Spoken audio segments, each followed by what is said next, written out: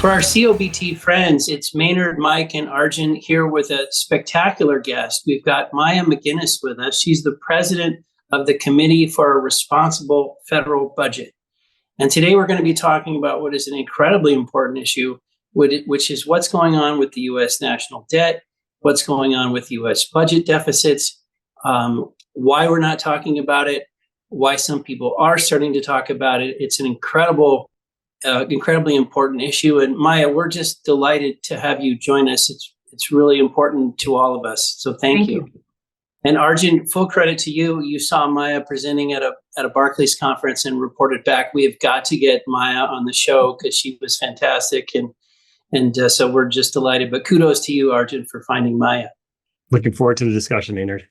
Let's jump in on the markets. Mike, what would you tell Maya and the rest of us about what's happening on today's screen or in today's world that could be relevant to our discussion today? Yeah, Maynard, it's a bit of a mixed bag. And the reason it's a bit of a mixed bag is that you got some key economic prints coming out here the next 2 days. Tomorrow, you're going to have the March CPI report. I think the expectations are 3.4%. And on Thursday, you're going to have PPI print. Expectations are for 2.2%. So the markets are very, very focused on those prints. As you know, most people expect that by June, the Fed's going to be cutting rates. They're going to be cutting rates by at least 3 times. I think that's diminished a little bit. But if those numbers come in hotter than expected here in the next 2 days, there is no way rate cuts are happening anytime soon. So the markets are going to be majorly focused on that over the next 2 days. A couple things, that I find it hard to comprehend is that, Fed is looking to cut rates because, look, we see economic growth has really been strong this year. We see AI demand, which means power demand is going to be really strong over the next 4 or 5 years. We're looking at U.S. record budget deficits. Those are all inflationary, both secular and cyclical. But the other thing is just commodities. Commodities over the last, year to date are up pretty aggressive. Let me just give you some stats. Year to date, if you look at Bloomberg Commodity Spot Index, it's up around 5.5% year to date. Softs, which are like cocoa and stuff like that, are up 9.5%. Energy's up 8.5%. Industrial metals like copper is up 4.5%. And if you look at unleaded gasoline, is up roughly 16% year to date, and copper is up 10% year to date. So we have some real strong underlying inflationary, just from an energy commodity standpoint. If you look at both metals as well as energy, we've been underinvesting for years, and it's starting to come back. And so we're already seeing some of that inflation this year. And so, with that, let's talk a little bit about, commodities this year. Commodities, you have crude oil, WTI is around $85, $86. We've been talking about this for weeks. Time spreads are in huge backwardation, and the setup looks really, really good in the second half of this year. And we've been saying that we think OPEC, it could potentially be in a position at their June meeting to actually think about adding barrels to the market. That is not going to be received negatively. That's a positive thing. It's going to work into the spare capacity. So we're thinking about that right now. That said, I think the oil sentiment here is getting a little bit too bullish for our liking. We think it is good, but it seems like everyone's talking about the bullish setup here. And so from that standpoint, we're just a little bit cautious. Nevertheless, we still think the second half is in deficit. From the standpoint of broader equities, as we spoke about just earlier, the markets are really focused on interest rates, what happens to inflation in the next couple of days, but also AI stocks. That's all the markets are really looking at right now. On Friday is going to be a big banking day. That's when all the major U.S. banks, be that BlackRock, J.P. Morgan, Citigroup, Wells Fargo, they're all going to be reporting on Friday. The inflation numbers are obviously going to influence how people think about those stocks on Friday.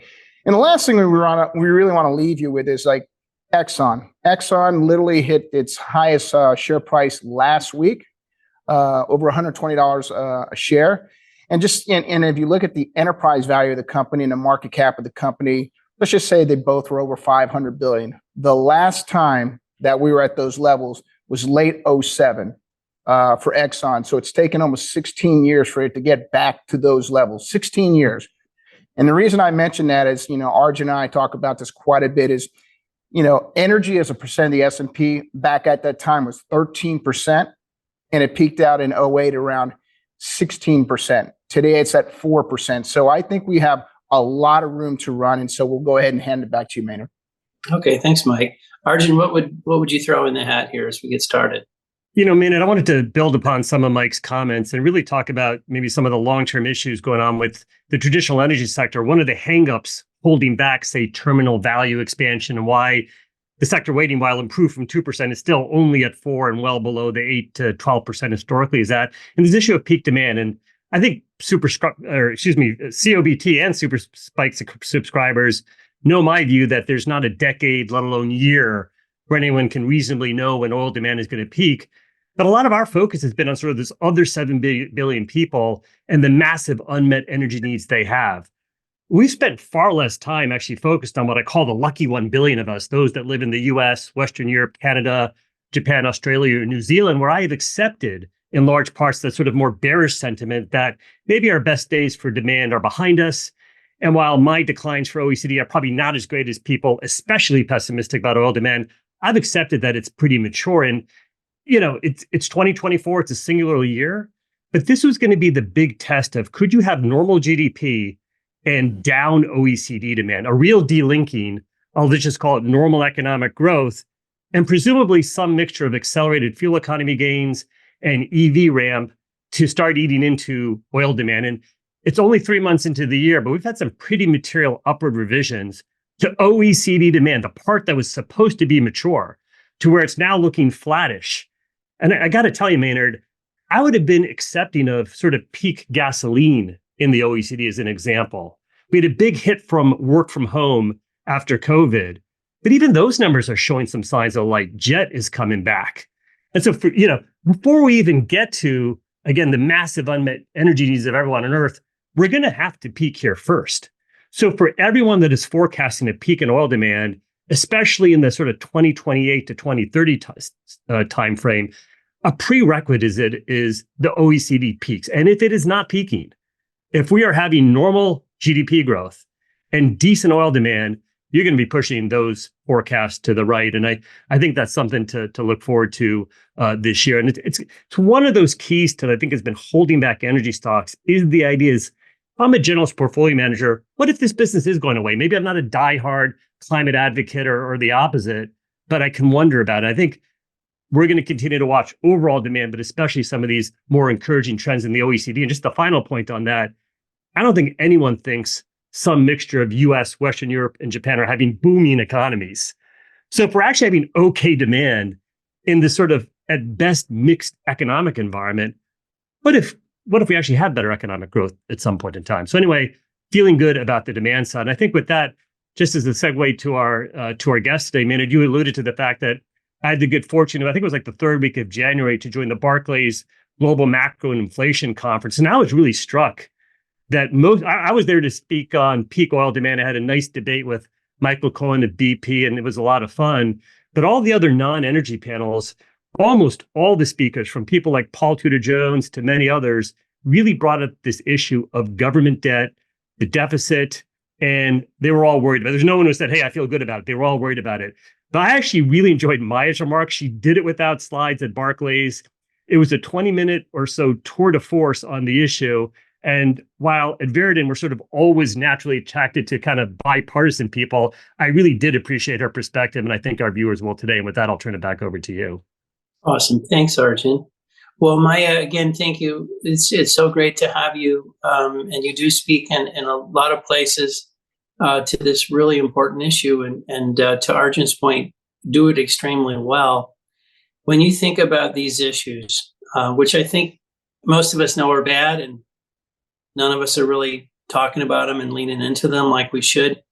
When you think about these issues, how much more attention is it really getting? Like, what's your feeling for, are we going to really lean back into this seriously, or are we just giving it a little bit more attention right now?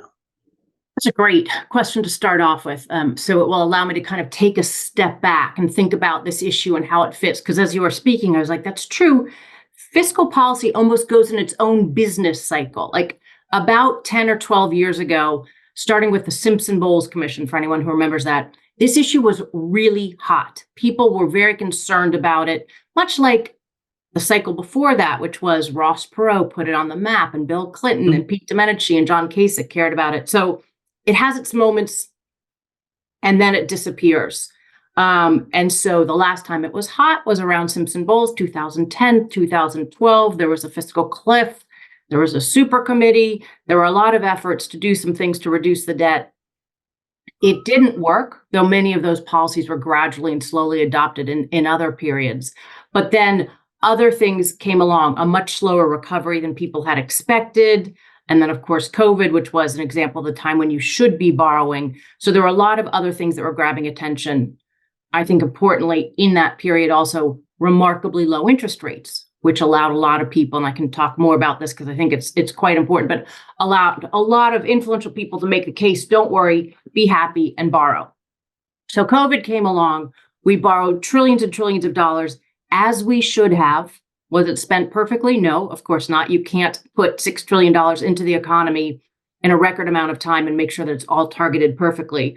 But it was remarkably successful at keeping the economy from going where I otherwise thought we were headed, which was, we slammed the economy shut, and I thought we were going to go into a free for all if nothing else happened. So it was a remarkable success in that way. It is then there is a slow period where people were starting to notice, not that much. But what has changed is that we first had inflation, which came from this trifecta situation that I don't think anybody could have predicted comprehensively, but there was excessive stimulus at the end of COVID put into the economy from the American Rescue Plan, which was about 3 times as large as the output gap that was in the economy. So we put a lot more into the economy on the heels of another stimulus bill that had just passed, overstimulated the economy, as one would have expected, that kicked off inflation, but obviously it was exacerbated massively by oil shock and supply chain problems. So we sort of get out of there, we're recovering, and now I'm feeling what you all are feeling, I think, but I am hearing a huge amount of interest in this issue that wasn't there before. And the driving force is the increase in interest rates. And those higher interest rates, when you have as huge a debt as we do, mean that every small increase in interest rates has much larger impact on interest payments and the overall federal budget than we would have expected. I think, sort of shocking thing is that we came out of all this borrowing in COVID. We had an initial reduction in the borrowing amount and the debt to GDP very quickly. And then the deficits are growing again, interest payments much, much faster than anybody had anticipated. Showing that this problem is now structural to the core, not just cyclical. And I think where you're hearing the concern the most is folks like yourselves, folks who are in the markets, people who are paying attention to the effect that higher interest rates may have on their industries or households that pay attention there.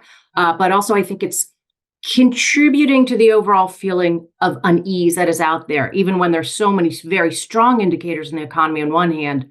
There's also this kind of underlying rippling effect of concern. Let me say 2 quick things. I know that was a long answer, and those are all things probably worth talking more about. But one, my biggest indication for whether people care or not is when you go to a cocktail party or a dinner party and you meet people and they say, "What do you do?" And you say, "I work at the Committee for a Responsible Federal Budget." First, they laugh because nobody has seen that in such a long time. And then usually they try to get away as quickly as possible and find somebody who potentially be much more interesting. But it's my dinner party test. People are willing to sit next to me again. So there is a lot of curiosity, even from people who don't have expertise on this, who want to talk about the issue. And I think that's running pretty deep, even if people don't directly link it to debt to GDP, interest payments. And the second thing, just Arjun, your point about bipartisanship. I am so deeply bipartisan. I mean, I can talk about bipartisanship as much as I can about the national debt, but just oddly enough, I am a native Washingtonian. I grew up in this city, and I am ideologically homeless in a town that is built into 2 teams of Republican and Democrat.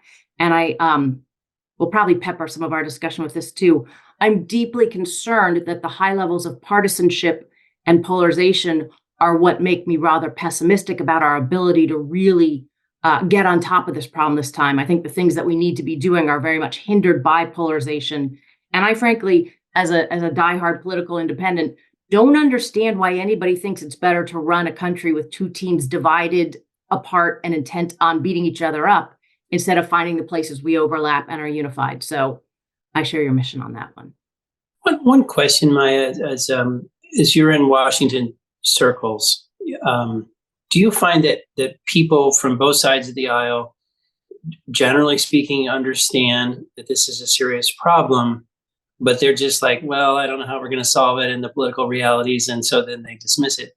So is there at least understanding of the problem, or do you find more predominantly that people are just like, yeah, this is not a problem. Like, what do you like? I know that's kind of hard to generalize, but I think we're at least hoping that people in the positions of power are at least thinking this is a problem, even if it's a political logjam. Yeah, I'm going to break my answer into 3 pieces, which is lawmakers, people who are paying attention to the issue, and people who aren't paying attention to the issue. On the lawmakers, and again, let me just say over and over, I'm sorry I'm so pessimistic. It's not my nature. I'm an upbeat person. I'm not just concerned, I'm scared. I really, I've done this for a long time because I've always thought the issue was interesting and important and didn't get enough attention and was overly politicized. But we're at a very different moment today than we were 20 years ago. And I think the situation actually underlies our inability to confront the huge threats we actually do have in the world, everything from geopolitical to the need to make sure that AI is used for a positive pursuit of many potential things it could be versus destructive. I mean, we have so many things that it needs to be coupled with a new social contract forever, but fiscally we're not even able to consider that. So I'm deeply concerned about that. The lawmakers. There has been a marked deterioration in the knowledge and depth of understanding of our lawmakers. Now, that's not at all across the board. It is a huge, huge spectrum of some of the smartest people I've ever talked to, not just on this issue. It's like they're experts on this and a whole host of other issues. Some truly incredibly smart, thoughtful, wise people in Congress, both House and Senate. But it also used to be that when the 2 parties had their talking points, and often it's defending why borrowing's okay if they're the party in power. So fiscal responsibility is something that many of us believe for economic and political and generational issues. But a lot of people also just believe it for political issues, meaning I hate deficits when the other guy's in power and I want to keep them from borrowing to do what they want to do. But it used to be there were talking points that would back up that point, but everybody would sort of know behind closed doors it wasn't true.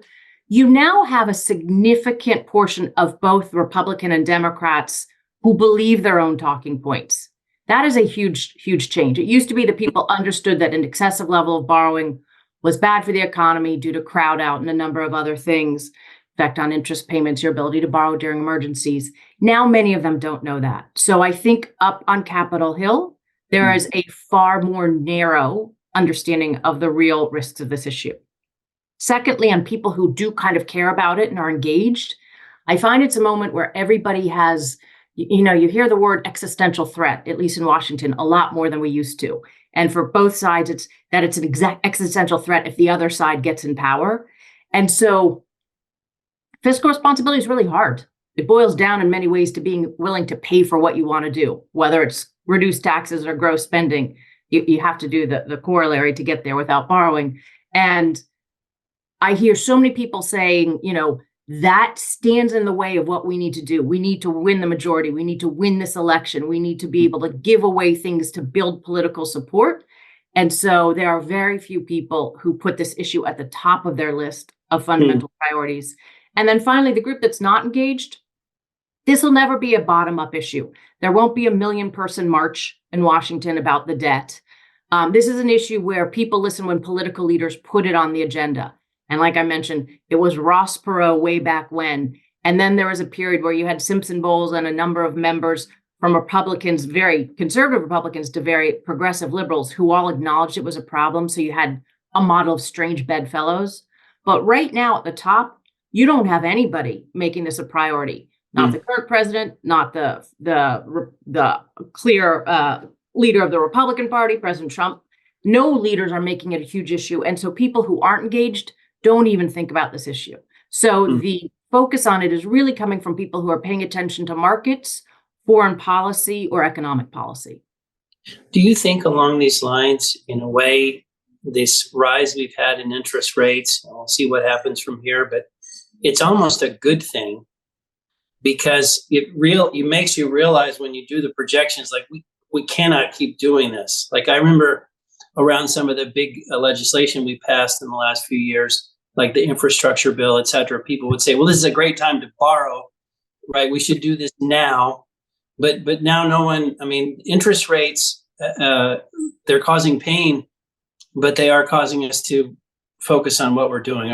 Is it a positive in a weird way? Well, that's kind of actually a weird feature of an advocacy organization, which is you want to fix your problem, but nobody pays attention unless it's going badly, right? So let's say I ran a much easier, more pleasant advocacy organization to run. I keep thinking when we fix the debt, I'm going to go and like save orphaned animals or something where everybody likes you instead of everybody's mad at you.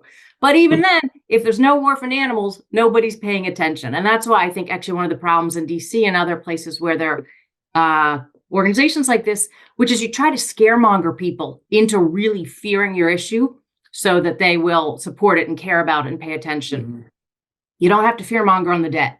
In fact, at our office, we always say, like, play down the numbers. You don't need to exaggerate. We're talking trillions and trillions of indebtedness. So it is a problem that doesn't need to be exaggerated in any way.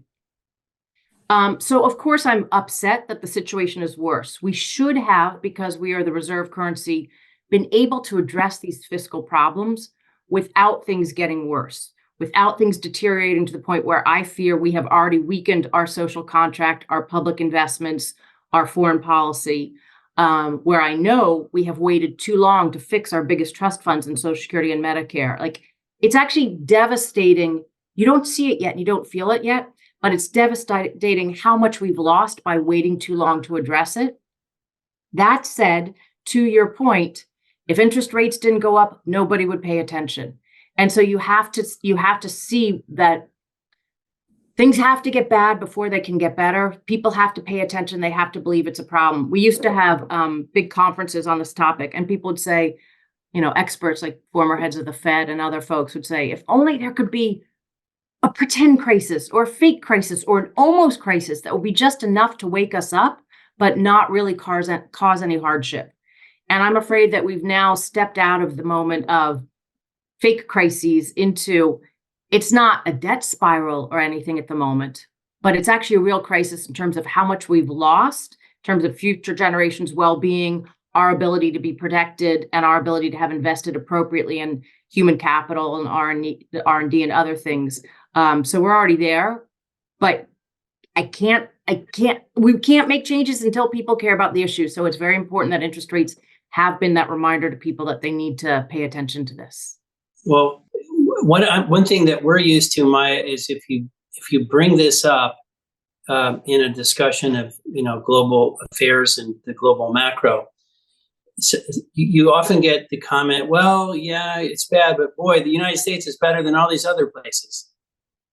And so you get this almost, hey, relax a little bit because, we could be country blank.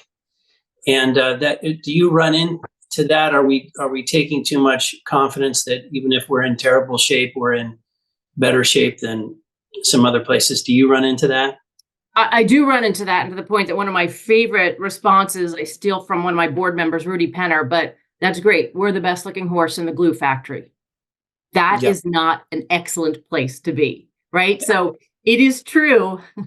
Yeah, our annual report is dreadful, horrible, awful. It's just that everybody else's is worse. That's good, not good news for us. It's not good news for the world. It is what gives us time to get our act together.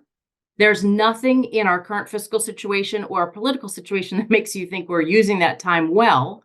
And it does create more and more of an opening and an argument for many other countries who would like to replace us or at least create a diversified option for safe haven reserve currencies.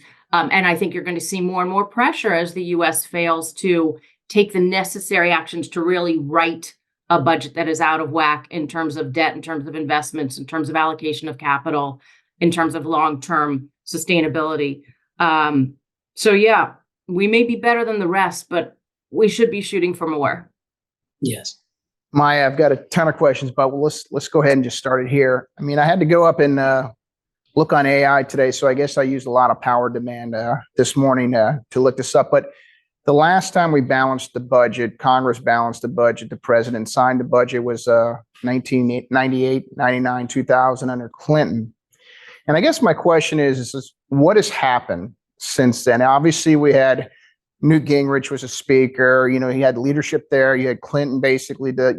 What has happened? Is it a leadership issue now that we're not able to basically get a balanced budget? Is that the issue, or is it a Democratic versus Republican thing? Is it a president? What has happened, and how do we get back to that?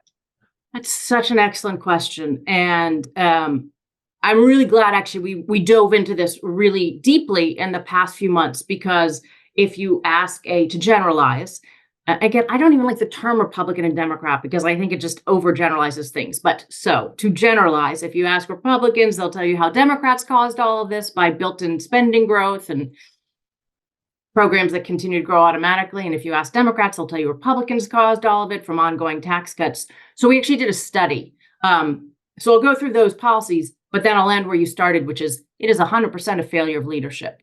That failure of leadership comes from a failure of us. I'm gonna hazard a guess that I'm one of the only people who goes to the ballot box and says, who will raise my taxes the most? Not just someone else's, but mine. And I don't love paying taxes. And who will cut my spending the most? That's not what most of us vote on. And so we do get the government that we demand in terms of what we vote for. We definitely fall for the here's huge tax cuts, here's new spending increases. We won't fix Social Security and Medicare, even though they're becoming insolvent. And we vote for the people who make the situation worse. So it is a failure of leadership.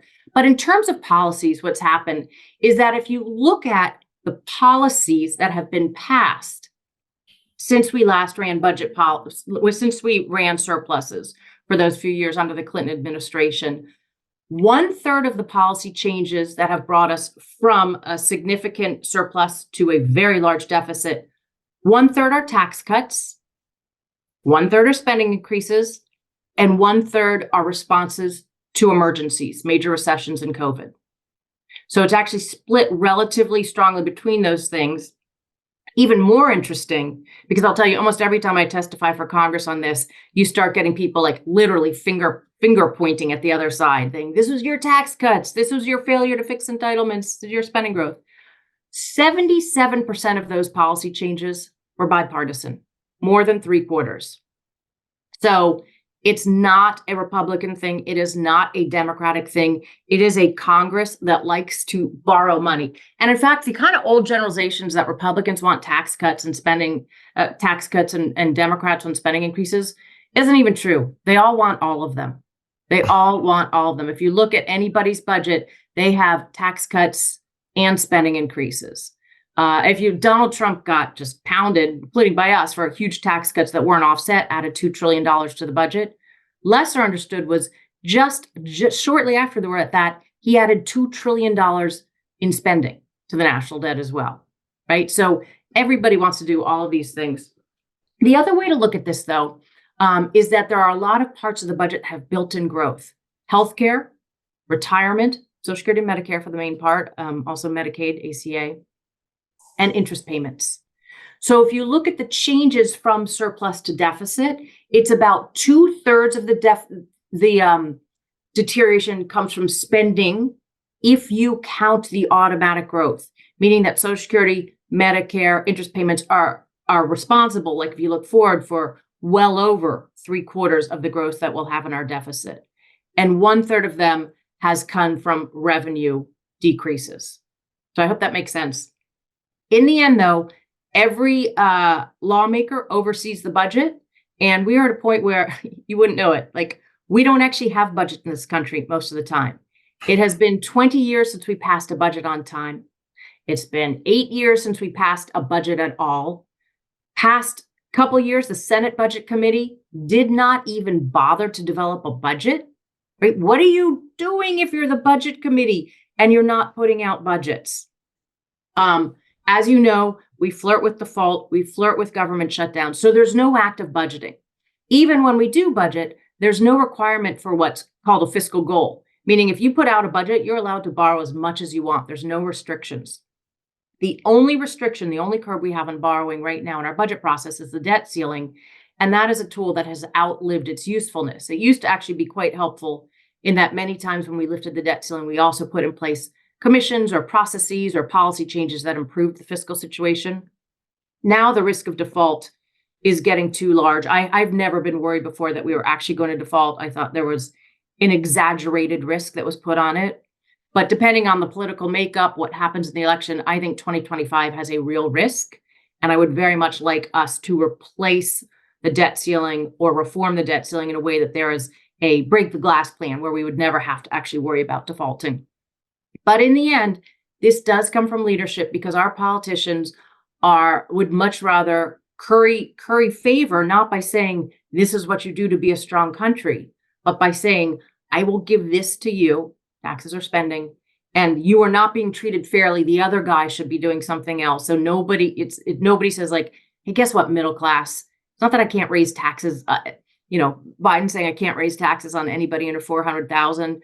Trump or most Republicans are saying I'm not raising taxes on anyone. So it's 100% or 98%.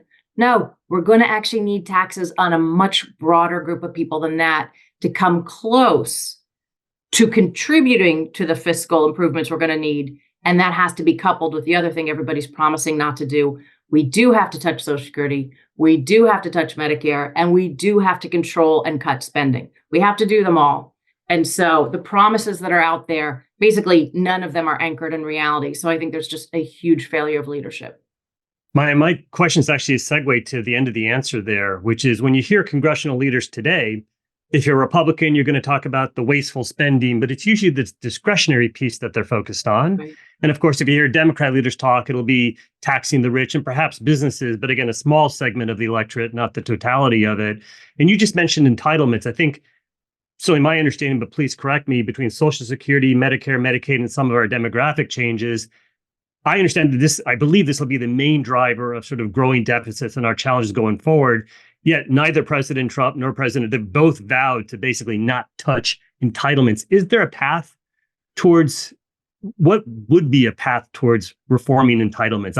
I feel like we can come up with the metrics, pushing back retirement age and these kind of things. What's the political path to getting what seem to be, to use the phrase, common sense solutions to fixing the entitlement issue?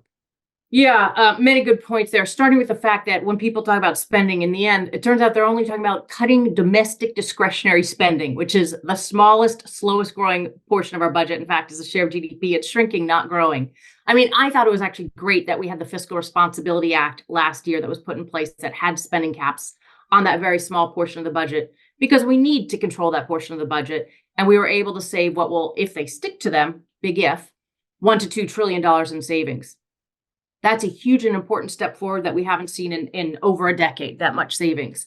But to put it in perspective, if you were going to try to balance the budget, you would need to save $15 trillion.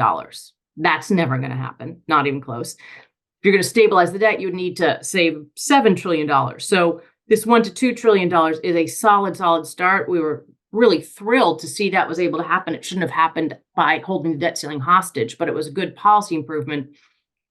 But it doesn't get us anywhere where we need to get. And the situation with Social Security and Medicare are dire. At this point, in a decade, both Social Security's Retirement Trust Fund and Medicare Hospital Insurance Trust Fund will be insolvent.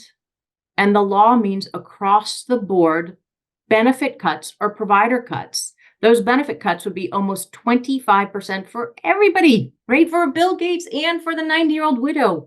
It's so stupid. Like, if there was one policy, it's the wrong one. It's across the board benefit cuts for every single person, no matter how much they need the program or not. If we had fixed this ages ago, we would have been able to do so in a way where it didn't affect anybody who was fully dependent on the program. And it was very small changes phased in very slowly. Now, all of those are going to have to be more abrupt. They're going to have to hit people who don't have the flexibility to save differently and accommodate for them. And it's all done under, here's when I start to get really frustrated, but it's all done under the kind of auspices of, I am the protector of Social Security. I care about this so much. And not only is, now that I'm going to go on a little annoyed tirade, not only is it politicians of both parties who do that and are pandering just shamelessly in the election and other times, the AARP, which is the single largest advocacy group, built there to protect seniors. Every time somebody says anything about how to fix these programs, they start phone banking and attacking those members of Congress to the point where they're petrified. Many who I've worked with who wanted to make changes and save the programs were like, these guys, you've got seniors calling me all day long because they've been whipped into a frenzy, despite the fact that every politician I know, everyone has promised never to touch the benefits of current seniors. So the politics of this is ugly. I think the best chance is not anything under regular order because it's just not working right now. I've been very eager to see if we could get a fiscal commission, sort of like Simpson Bowles all over again, put in place. And there are a number of benefits to this approach. The first is, like I said, not all these lawmakers understand the issue so well. So it's a really deep learning opportunity where you might think you can save this by waste, fraud, and abuse, which you can't, or just taxing the wealthy and corporations, which you can't. But you might really believe that. And so you have hours and hours of explanations from CBO and GAO and non-political folks. You read the numbers, and there's no denying how bad the problem is and that the solution is going to be on all sides of the budget. So no more of this nonsense of like, I pledge not to raise taxes or cut these entitlement programs. It's not possible. Secondly, a fiscal commission gives us a chance to educate the country, which we've also discussed really needs to be more caught up on the realities of what the situation is. And it also gives a chance for the folks on the commission to build some trust because it's downright hostile right now. Republicans and Democrats have all their briefings separately. I'd like to start a series where we do briefings for members always together so they can hear the concerns and thoughts and issues of the other side. They're all valid, right? Like everything that people are caring about, you care about economic growth, you care about protecting the poor. These are all valid. It's not right and wrong. So a better sense of where people's concerns are coming from gives you a better solution to try to fix them. So I think a fiscal commission has the best chance of working. And I'm hoping that at one of the next we call them action forcing moments, but where something has to happen. At the end of the fiscal year, we have to fund the government. At the end of the calendar year, we're going to have a lot of things that are expiring. 2005, we're going to have tax cuts that are expiring. We have to figure out, and a debt ceiling. So maybe one of those moments, Congress will wisely also decide to appoint a commission at the same time and give it some time to really come up with the hard solutions that obviously need to be had, but the political system in its current form don't lend itself to. And one follow-up, but first, in terms of your tirade, we are energy people by background. So I think my opening remarks were basically an annoyed energy analyst tirade. So we're very sympathetic to being frustrated with these issues in your core area of focus. When I hear you talk about a responsible federal budget, I mean, we all support those basic ideas. When I hear about sort of tax increases for all and across the board spending cuts, I hear austerity. I think about the challenges with that. It'd be nice to at least take some steps. But the way to, I guess, have, and please forgive the term, a slightly irresponsible fiscal budget, but solve our debt issues is to inflate it away. And I believe in the past, especially after World War II, that's how we got debt to GDP from whatever that high point was, I think about 100% to down to 30%, would be to let inflation run hot. And I've seen critiques of the Fed's decision to raise interest rates on that basis. They should have let interest rates run hot, and that would have been a way to bring debt to GDP back to a better level. I don't expect you to advocate for this solution, but I'm curious your reaction to it as sort of maybe the politically most pragmatic outcome is we're going to have high inflation for a little bit here. Yeah, that's a great question. And you sort of asked me even the politically realistic part before, and I don't think I answered it fully. So I'll try to do them both. Yes. So the record of debt was 106% of GDP right after World War II, and we're quickly approaching it. We'll be that high, and we'll break that record in 4 or 5 years. And similarly, our interest payments this year are going to eclipse the size of national debt, of national defense. So we are quickly going past these records. Austerity, which means quick and deep kind of tax increases and spending cuts, was the wrong model, sort of say after the 2008, 2009 recession, because the growth was so slow. And while some of my less friendly critics, Paul Krugman, used to say, you're pushing for austerity when we were pushing for doing deficit reduction at the time, that wasn't actually correct. The point was that after 2008, 2009, what we should have done was announce a fiscal consolidation plan that would go in and phase in gradually once the economy was strong enough to absorb it. And again, that's why we want to do this on our terms. That's why we're so lucky as a country that we can actually announce a plan, hope that that reassures markets, but phase it in only as the economy could accommodate it. That moment happens to be now. When you have inflation, you actually don't want fiscal policy that's contributing to inflation further. And yet that is what we have. We constantly are having new policies other than that Fiscal Responsibility Act that are contributing to the inflationary moment. And so that becomes a problem that exacerbates the overall situation. So the question, I think, really becomes like, what politically could make any of those moments more likely? You were talking about entitlements before, and then I'll go to inflation. One of the key things is that a debt deal has to be large enough that can actually accomplish the goal of improving the situation, and broad enough that everybody feels like they're not the only ones who are paying the price. So you can't do just Medicare on its own. You can't do just Social Security on its own, and you can't do just a corporate tax rate increase on its own for this big debt reduction. It needs to feel that everybody is sort of a part of it. And that's back to the Fiscal Commission, another kind of component, I think, of the benefit of that. Inflation. Inflating your way out of the debt is very tempting. I think it was quite some time ago, Olivier Blanchard and Giovanni I'll get his name wrong, wrote an important article at the IMF about how we should have inflation targeting closer to 4% than 2%. And that sort of changed the discussion of what all these things could look like and the benefits that would be to the debt. When we were hit with inflation recently, the initial change was our debt to GDP went down, as it does in inflation, because inflation sort of, grows the economy, inflates away your debt.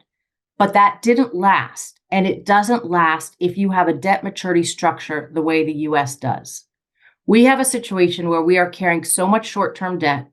Mm-hmm. I believe over a third of it will become due in less than a year, and close to 2/3 in less than 5 years. So the issue for us is you can benefit from inflation if it's short and a large amount for a short amount of time, but it doesn't become anchored and then it goes away. And then you've had a bump up of improvement. That's not what happened for us, and it's not what will happen for us in all likelihood, because as our debt quickly matures and you have to reissue new debt at higher levels, then your interest rates go up very, very quickly. We are so sensitive to interest rates because of the huge amount of debt that we have, in part because we borrowed when interest rates were low before, and we were repeatedly encouraged to do so. And politicians were all too willing to say, like, okay, that's great advice. I'd love to borrow more. But we now have a issue where if interest rates go up by just 1 percentage point more than they're projected to, you're going to be having a higher debt interest payment bill of about $290 billion a year. That's how sensitive we are. And so the fact that inflation leads to higher interest rates, which leads to more borrowing, leads to more borrowing. And what we had before, when people were saying we should lengthen the maturity, we should be selling 100-year bonds or at least 50, there wasn't the demand for it. So that is the problem, that we don't seem to have the ability to lengthen out the debt as much as some people would have wanted, and inflating it way may not work anywhere close to what people had thought it could. Maya, one question for you. I feel like around the deficit and the debt, the issues are sort of similar to what they are around energy, the environment, climate, geopolitics, which is they're complicated issues. And nobody's really, there's a lack of education around the issues, and it gets particularly pronounced when you get to the public. And I remember the Ross Perot era. Before Ross Perot started showing up with those charts, as a reasonably viable presidential candidate, like before he started putting those charts up, it was kind of a period where maybe there was concern, but he really turbocharged people's knowledge and sensitivity to these issues. So it just kind of shows you, if we got a good leader, that person could really turn this discussion around. Do you see in any quarters, in any parties, in any part of the world, are you seeing someone who's super credible? I mean, the work that you're doing is phenomenal, but are you seeing anybody out there who might really shake it up in terms of their willingness to educate and ability to talk to it? It's a really important question. At said dinner parties where people will finally sit next to me. My favorite game is, I have lots of favorite games. Usually it involves betting on different things, but who are the people trust the most? So many years ago, when there were Simpson Bowls, I built a large business coalition of CEOs who were all talking about the debt, and were also saying, tax us more. We'll actually pay more in taxes, as part of a big debt deal. It was incredibly patriotic, I thought. Now, a big CEO coalition is just a terrible idea. The country does not trust CEOs. The country does not trust politicians.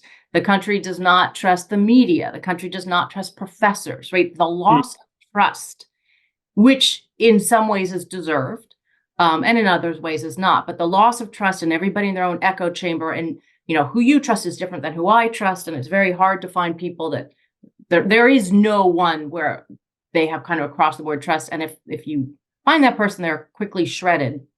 Yeah. So the ability to do what Ross Perot did doesn't exist in this huge moment of division, dysfunction, and distrust.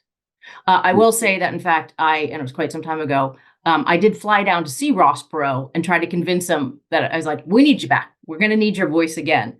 And he said, no, I'm working just on education. But I did get a nice tour of of the charts, which were oddly enough like scotch taped on the wall. They weren't even nearly as or in my perspective, it should have been like a great museum.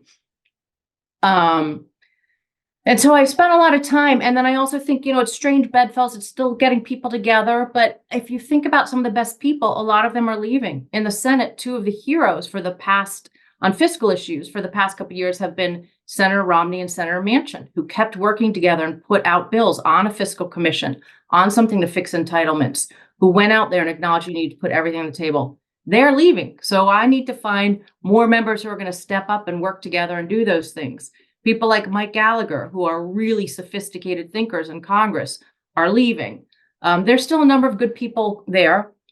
We have a celebration for our fiscal heroes. We look at all the members of Congress who've either sponsored legislation, taken hard votes, sponsored exercises in their communities, their districts, and their states. And so we have a fiscal hero celebration that's coming up at the end of the month. And it's good to see there are a lot of people who are reawakening and talking about this issue, but nobody on their own can have broad-based trust, because in this polarized environment, if you trust someone, then you don't. And that makes righting our fiscal ship really, really challenging. Well, I'm just thinking we really support your work and love what you're doing. When you have those fiscal hero awards, we'll help you publicize them. Because Thank you. That is great. We will share them with you. That's terrific. Because that's the other thing. And I will tell you, this is a big thing that's going on right now.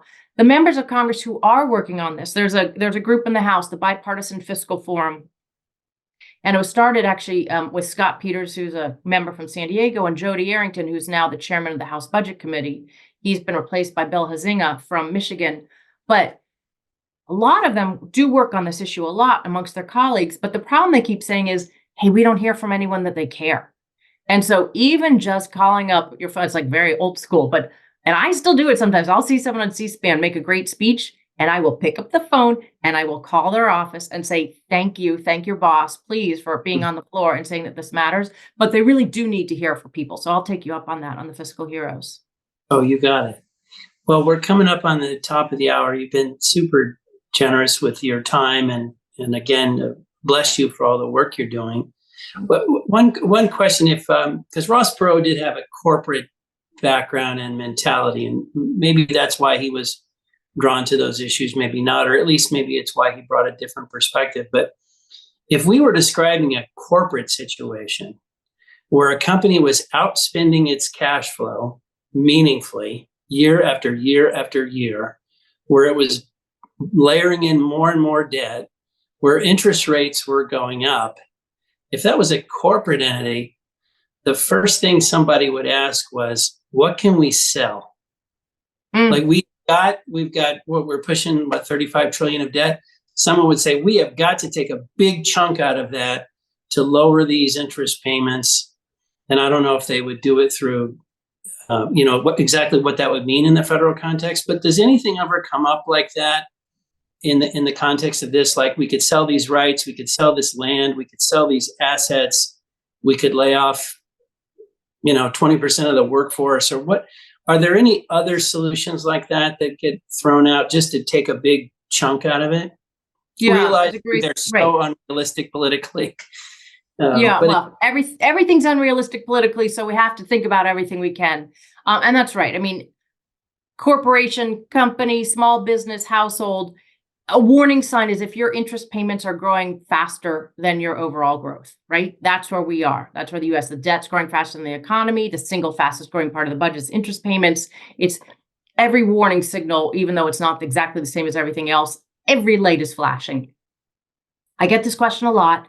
The issue is the remarkably unique and incredible assets that the federal government has. There's not much of a market for. So selling the Washington Monument is hard to price, right? And I'm not kidding. Like some of the most valuable things are really, there is no market for them.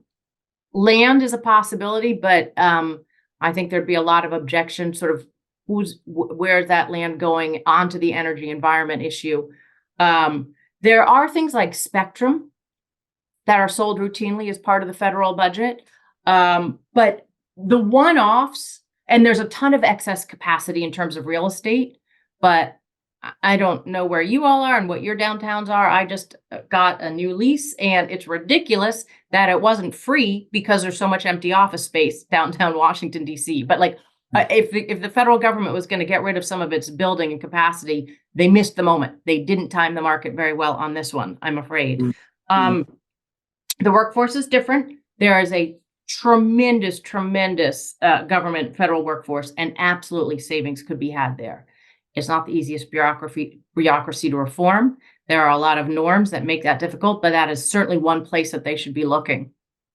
I just always worry about traveling too far away from the real crux of this, that what's driving the biggest structural problems is, we give our money to seniors. We spend $6 per senior on every dollar we spend for children under 18. Those programs, Social Security and Medicare, and to a lesser extent, Medicaid, other healthcare programs, but now interest on the debt, are growing faster than every other part of the budget.